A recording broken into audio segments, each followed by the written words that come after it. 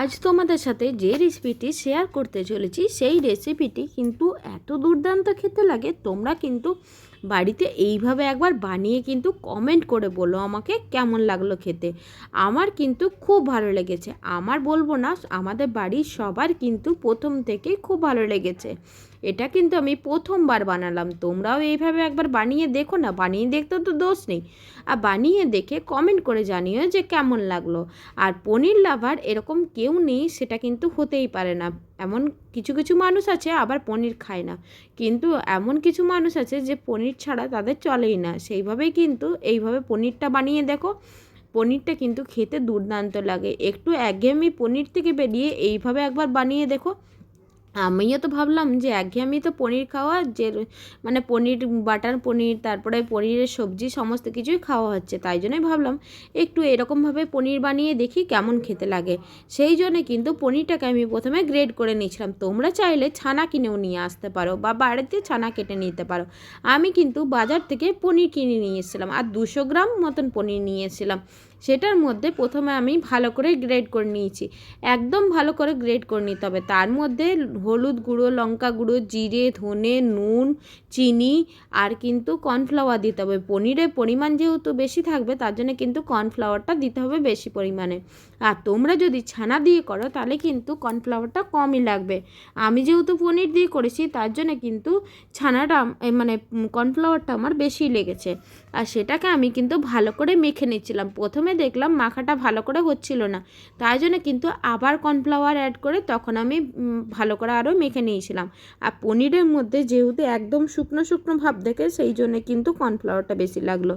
আর ছানার মধ্যে তো একটু হলেও জল থাকে, সেই জন্যে কিন্তু একটু কমই লাগবে। আর এখানে দেখো তোমরা শেপটা যে যেরকম খুশি দিতে পারো। আমি কিন্তু চ্যাপ্টা আকারে শেপ করেছি, আর তোমরা কিন্তু একদম গোল গোল যেরকম রসগোল্লা হয় সেরকমের শেপও করতে পারো, কিন্তু আমি সেই শেপটা করিনি। যেহেতু আজকে প্রথমবার বানাচ্ছি, আমি ভাবলাম যদি ভেঙে যায় তাহলে কীরকম খেতে লাগবে, সেই জন্য। আর প্রথমে কিন্তু হাতের মধ্যে ভালো করে তেল ব্রাশ করে নিতে হবে। যতবার ওটাকে শেপ করতে যাবে তার আগে কিন্তু হাতের মধ্যে তেল নিয়ে নেবেন, না হলে কিন্তু এটা ভেঙে যাওয়ার চান্স থাকবে। আমি কিন্তু প্রত্যেকবার দেওয়ার আগেই কিন্তু হাতের মধ্যে একটু তেল নিয়ে নিচ্ছিলাম। আর এখানে দেখো আমার প্রথমে কিন্তু ভেঙে যাওয়ার পরে তারপরে কর্নফ্লাওয়ার যখন অ্যাড করলাম তখন কত সুন্দর করে আমার সব চ্যাপ্টা আকারে হয়ে গেল। দেখো এরকম করেই তোমরা কিন্তু শেপটা করে নেবে। এরকম করে শেপ করলে কিন্তু দেখতেও ভালো লাগে, আর এটা ভাজার সময়ও অসুবিধা হয় না, সেই জন্য। তারপরে কিন্তু এটা আমি কড়াইয়ের মধ্যে গরম তেলে একদম লাল লাল করে ভেজে নিয়েছিলাম। আর এটা কিন্তু একদম লাল লাল করে ভাজতে হবে। আর আমি কিন্তু আজকে কোনো নিরামিষভাবে বানাইনি। এটা তোমরা চাইলে নিরামিষভাবে বানাতে পারো, কিন্তু আমি যেহেতু আজকে শুক্রবার ছিল সেই জন্য সবাই যেহেতু পেঁয়াজ রসুন খাবে সেই জন্য আমি এইভাবেই বানিয়েছি। আর তোমরা চাইলে মানে নিরামিষ করে একদম আদা জিরে বাটা দিয়ে আর ঘি গরম মশলা দিয়ে করতে পারো, কিন্তু আমি সেভাবে বানাইনি। আমি যেভাবে বানাচ্ছি সেটা তোমরা দেখে নাও।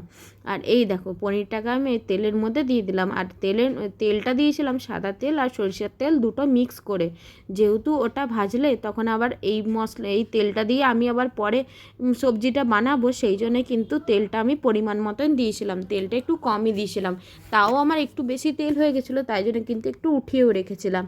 আর দেখো এটাকে আমি লাল লাল করে ভাজার পরে কত সুন্দর দেখতে লাগছে।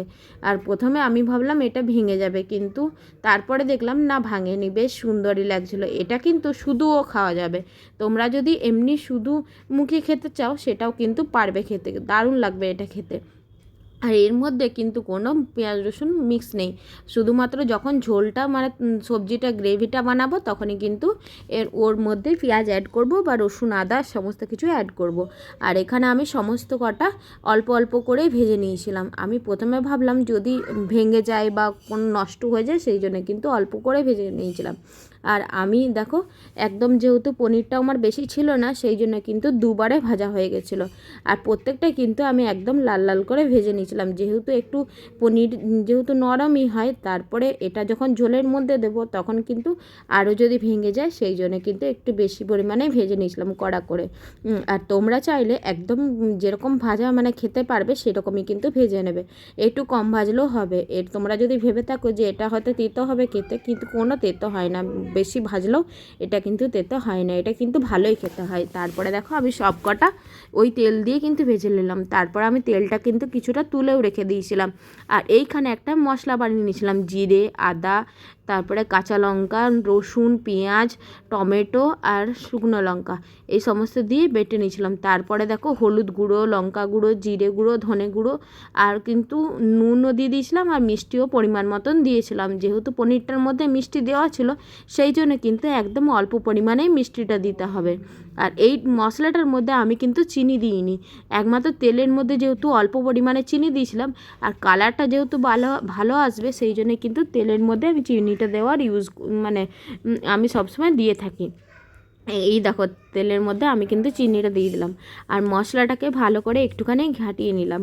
যেহেতু মশলাটা ঘেটে নিলে তারপরে কিন্তু কিছুক্ষণ 10 মিনিটের মতো রেখে দিলে ওটা কিন্তু টেস্টটা খুব ভালো হয়। আর এখানে আমি পেঁয়াজ কুচিগুলো তেলের মধ্যে দিয়ে দিলাম। তারপরে জানো তো আলুটা দিতে ভুলেই গেছিলাম। আর যেহেতু পনিরের পরিমাণটা একটু কমই ছিল, 200 গ্রাম ছিল, সেই জন্য ভাবলাম একটু আলুটা দিয়ে দেখি কীরকম খেতে লাগে। অনেকে আবার আলু দেয় না, কিন্তু একবার আলু দিয়ে দেখো, আলুটাও কিন্তু দারুণ লাগে খেতে। আর তারপরে দেখো আমি কিন্তু আলু আর পেঁয়াজটা তেলের মধ্যে ভালো করে ভেজে নিচ্ছি আর একদম কম পরিমাণে তেল দিয়েছি, যেহেতু ওই পনিরটা যখন ভাজা হলো তখন কিন্তু তেল দেওয়া হয়েছে আর তারপর যখন মেখেছি তখনও তো তেল দেওয়া হয়েছে, সেই জন্যই। আর এখানে আমি টক দই দিয়ে দিচ্ছি মশলাটার মধ্যে, টক দই তো দিতেই হবে। আর পনিরটা যেহেতু আছে সেই জন্য কিন্তু একটু টক ভাব থাকবেই, তার জন্য কিন্তু টক দইটা তোমরা দেখে শুনেই ইউজ করবে। আর টক দই কিন্তু বেশি পরিমাণে দিয়ে দিলে তখন কিন্তু খেতে সেটা ভালো লাগবে না, সেই জন্য টক দইটা পরিমাণ মতোই দেবে। আর এই যে মশলাটা আমি দিয়ে দিলাম, আলু ভাজা হয়ে গেল, পেঁয়াজ ভাজা হয়ে গেল, তখন আমি মশলাটা দিয়ে দিলাম। এবার মশলাটা দিয়ে একটু ভালো করে নাড়িয়ে নিতে হবে, সবার সাথে মিক্স করতে হবে মশলাটা। আর মশলাটা দিয়ে একদম কম আঁচেই কিন্তু ভেজে নিতে হবে, নাহলে পেঁয়াজ আদা রসুনের গন্ধটা কিন্তু যাবে না, সেই জন্যই কিন্তু আমি ভালো করে ভেজে নিয়েছিলাম।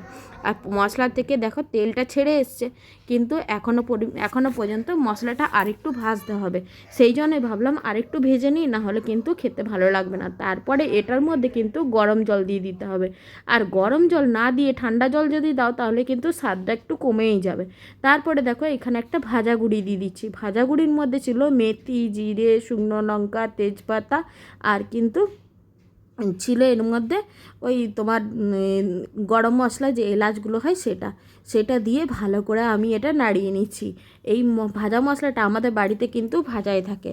আর তার মধ্যে দেখো গরম জলটা আমি দিয়ে দিলাম আর পরিমাণ মতন তোমরা কিন্তু গরম জল দেবে। আমার কিন্তু আজকে জলটা দেওয়া একটু কমই হয়েছিল, যেহেতু পরিমাণটা জলে প্রথমে ভাবলাম বেশি হবে, তারপরে দেখলাম পনিরটার মধ্যে জলটা টেনে নিয়েছিল, সেই জন্যই কিন্তু জলটা একটু কমেই গেছিলো। আর তোমরা কিন্তু জলটা পরিমাণ মতনই ইউজ করবে। তাহলে আজকের ভিডিওটায় তোমাদের কেমন লাগলো সেটা জানিও। আর এইভাবে তো আমি পনির প্রথমবার বানালাম, আশা করি তোমরা অনেকে এইভাবে খেয়েছো, কিন্তু কে কে খেয়েছো সেটা কমেন্ট করে জানিও। আর যদি না খেয়ে থাকো তাহলে কিন্তু এইভাবে একবার বানিয়ে দেখো, আর অবশ্যই তারাও কিন্তু কমেন্ট করবে কেমন লাগলো খেতে। আর যদি রেসিপিটা ভালো লাগে তাহলে একটা লাইক, কমেন্ট আর শেয়ার করে দিও। আর দেখো মশলাটাতে আমার পনিরটা দেওয়ার পরে কালারটা কত সুন্দর লাগছে দেখতে। আর যখন পনিরটা নামানো হয়েছিল তখন তো আরও দুর্দান্ত খেতে লাগছিলো। আর লাস্টে কিন্তু ঘিটা দিতে কেউ ভুলো না, এই ঘিটাতেই যেন স্বাদটা আরও দ্বিগুণ করে দেয়। চলো তাহলে আজকের ভিডিওটা এইখানে রইলো। আমার ভিডিও তোমাদের কেমন লাগলো সেটা জানিও। টাটা, শুভরাত্রি সবাইকে। আর সবাই ভালো থেকো, সুস্থ থেকো। আবার নতুন আরেকটি ভিডিও নিয়ে আসবো, ততক্ষণের জন্য তোমরা সবাই ভালো থেকো। আর আমার পেজটাকে যারা এখনও ফলো করেনি তারা ফলো করে দিও।